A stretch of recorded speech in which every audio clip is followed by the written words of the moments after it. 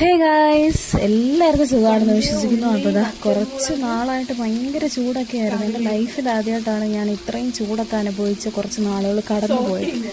അപ്പം 2 ദിവസമായിട്ടൊരു മനസ്സിനൊരു സന്തോഷവും സമാധാനമൊക്കെ ആയിട്ട് നമ്മുടെ മഴ എത്തിയിട്ടുണ്ട്. നിങ്ങളുടെ നാട്ടിലൊക്കെ എങ്ങനെയാണ്?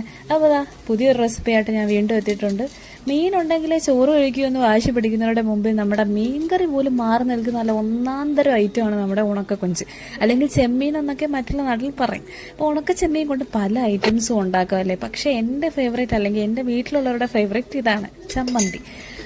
അപ്പോൾ അതാ ഒരു പാനിലോട്ട് 6 കൊച്ചുള്ളി അരിഞ്ഞതും കുറച്ച് കൊഞ്ചും നമ്മുടെ മെയിൻ താരമായ കറിവേപ്പില ഒരു 2 തണ്ടും ഒരു വറ്റൽമുളകും ഇട്ട് നല്ലപോലെ വറുത്തെടുത്ത് മിക്സിയുടെ ജാറിൽ ഒരു മുറിത്തേങ്ങ, ആവശ്യത്തിന് ഉപ്പ്, കുരുമുളക്, പുളി, മുളക് പൊടി, വറുത്ത് വെച്ചേക്ക് നമ്മുടെ ഐറ്റംസ് കൂടെ ചേർത്തിട്ട് അരച്ചെടുക്കുക.